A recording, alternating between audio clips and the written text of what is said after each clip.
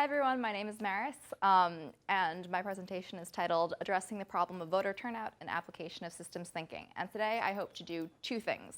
One, to help you better understand the problem of voter turnout and why indeed it is a problem.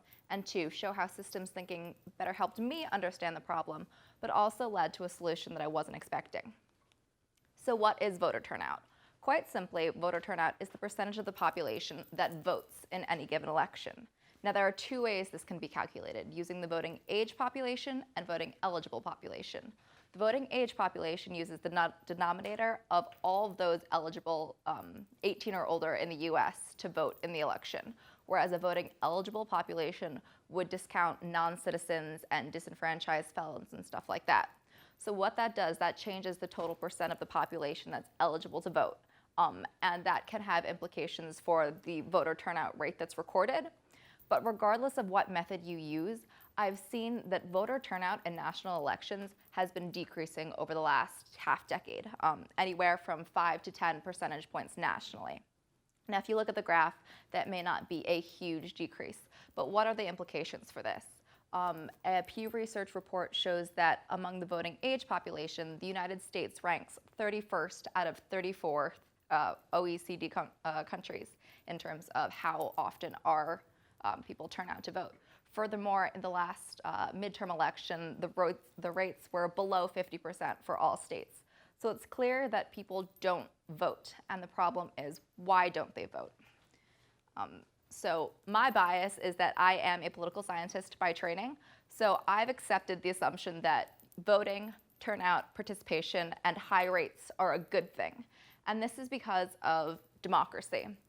So as defined, clearly we're nowhere near being the true Greek definition of a democracy being full participation. But in order to get as close as possible, we need as many people as possible to turn out in elections. And that means citizen participation, and we do that through voting. So if people don't vote, how close of a democracy are we? So now that we've had an understanding of the problem, this is where systems thinking comes in. How does it better help clarify that problem, and how did I find my solution through systems thinking? So I understood the problem as a relationship between individuals and voter turnout, being that that relationship is low. And why is that relationship low? I looked at it through 5 questions. Why do people vote? When do they vote? How do they vote?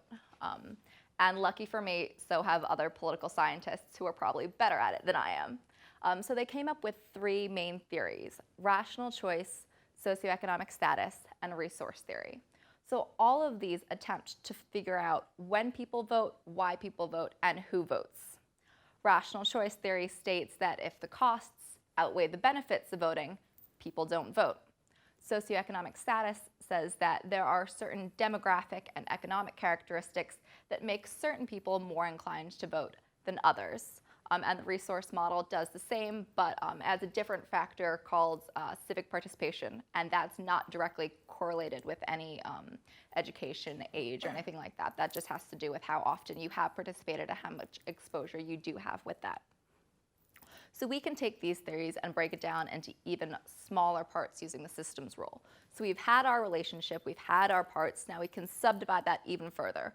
So looking at rational choice, you have cost, you have benefits, you have the probability of your vote being decisive, which makes people change their opinion on whether they vote or not, as well as you have the assumption of the rational individual. For the socioeconomic status model, like I said, you have the demographic characteristics, you have the economic characteristics that you have to take into account. Same for the resource model. And if you notice between the resource model and the socioeconomic status model, you can make certain relationships between those as well. Income correlates with money, time is the same for both, and then obviously civic and political experience. So now that you have the theories that are used to explain it, the parts of the theories, how do we perceive those theories and what makes them important to us? And I argue that you could do this from 2 main perspectives. One, the perspective of the individual, and another, the perspective of the institutional. The individual being that there are certain characteristics of ourselves and individual people that make it more or less likely to vote. it's been shown that as you get older, you're more inclined to vote, just through life cycle effects. If you are female, you are slightly more inclined to vote than men. Similarly, if you have higher income, you may not be more inclined to vote, but you may be more inclined to participate politically in some other way, such as donating to a political campaign. Institutionally, you have to look at the environment in which the elections take place. The type of government matters. Is it a parliamentary system? Is it a presidential system? The voting system matters. Plurality, majority, all of these affect how people see their effect on elections. In terms of frequency and timing of elections, that means that if there are a ton of elections in a short period of time, people become desensitized. They don't want to go out every single week and vote for a new person, so they're less likely to vote over the long period, as well as voter registration and ID laws. And in the US, this is especially important because we are a federal system. There are no set of standard laws regarding voter ID or registration. Unfortunately, in my opinion, we make it incredibly tough for people to vote. And if they register in time and do all of that correctly, then some of them have to show voter ID, which means that you have to have a photo ID, which means that you have to go to the DMV and get that, and that's cost, that's time, and that's political will to do so.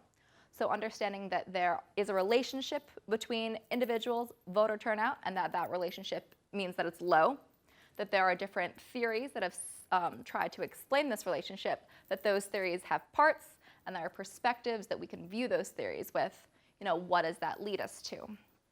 And what I've seen is that through systems thinking and understanding this problem, the solutions as is have been to reform the political system, make it a parliamentary system rather than a presidential system in hopes that that makes people turn out more. Introduce compulsory voting, and in studies show that yes, countries that have compulsory voting have high levels of turnout, but is that really how we want to go about it? But overall, it's been how do we reduce the cost of voting to eliminate the barriers? And this has the assumption that reducing the cost is going to eliminate the barriers and make people more inclined to vote. But there's a distinction here that I made using systems thinking. So reducing the cost simply won't work because you are only focusing on the cost side. Now, if we go back to rational choice, there was another side of that equation, benefits. So my argument is that simply focusing on the cost won't work because even if the cost is zero, if you can't incentivize people to vote, if there is no meaning to voting, and if they don't care about it, why would they vote? I mean, I could have a glass of water right here. For me to reach over and grab that water is not going to cost me to do anything. But if I don't want the glass of water, why does that make a difference? Like, it could be there, it could be easy, but it's not necessarily what they will do. So I argue that increasing the benefits and interest, decreasing political apathy is, one solution that hasn't been explored fully in the terms of political theories and our approach to how we view the problem. So what I hope to have done is to tell you that voting and low voter turnout is a huge problem for the ramifications it has for democracy, for in terms of letting the political powers that be hear our voices and our opinions, and that one way that they have approached the problem thus far is to reduce the costs of voting, and insofar as that has worked, it's been successful. But there's another side of the equation, benefits, that they also consider. And I'm not saying that all of the solutions will focus purely on the benefits or that cost solutions, aren't effective or don't work. I'm saying that this entire problem would just simply benefit from an expansion of what we think about when we think of solutions. So I hope you are slightly better informed and realize this is a problem, and in the next election, go out and vote, knowing that there are costs, benefits, but ultimately it's up to you. Thank you.